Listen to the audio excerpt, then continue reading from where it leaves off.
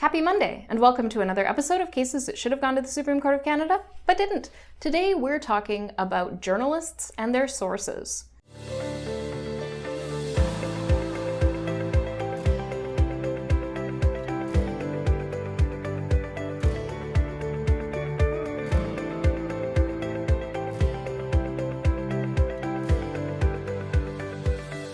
Cases that should have gone to the Supreme Court of Canada, but didn't.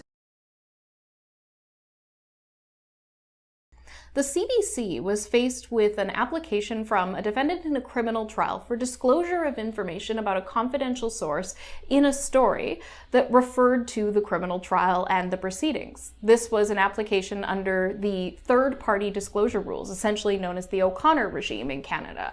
And this allows an individual to bring an application to the court to compel a third party, somebody who's not the Crown, to produce records in their possession that may relate to the case, may give rise to a defense, may be relevant to the issues to be determined in court. And the application was refused on the basis of the need to protect the freedom of press and to protect the journalistic sources and the integrity of journalism as an institution in Canada. And this case raises very important issues.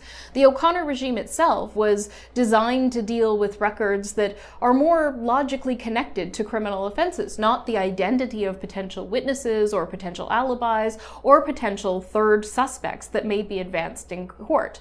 And to use the O'Connor regime to shield against disclosure of that information is something that the Crown is entitled to do. But for a court to use the journalistic source protection to shield against somebody's ability to access information that may affect their right to make full answer in defense to the charges and may affect their right to be found not guilty at trial, their ability to essentially maintain their innocence and respond to the charges and not be convicted is a significant concern. And while certainly respect for the integrity of journalistic sources and the relationship between journalists and their sources is significant, when it comes to the most important thing that we have to guard against in the justice system, a prevention of a wrongful conviction, certainly one could see how there is a very legitimate argument that should be addressed by Canada's top court, that those protections must give way to the need not to see an innocent person or a potentially innocent person go to jail. Unfortunately, the Supreme Court of Canada, I think, missed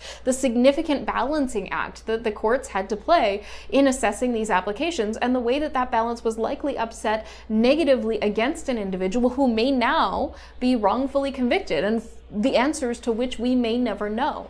Hopefully the Supreme Court of Canada doesn't have to address this issue again, and that when it comes to sort of an innocence at stake type of exception, the Supreme Court of Canada doesn't need to intervene because lower courts do order disclosure of information held by third parties in these circumstances. Cases that should have gone to the Supreme Court of Canada, but didn't. Thank you for tuning in to another episode of Cases That Should Have Gone to the Supreme Court of Canada but Didn't. I'm Kyla Lee at Acumen Law Corporation. Thank you to Brazen Bull Creative for putting together these videos. Please like, subscribe, and share with your friends.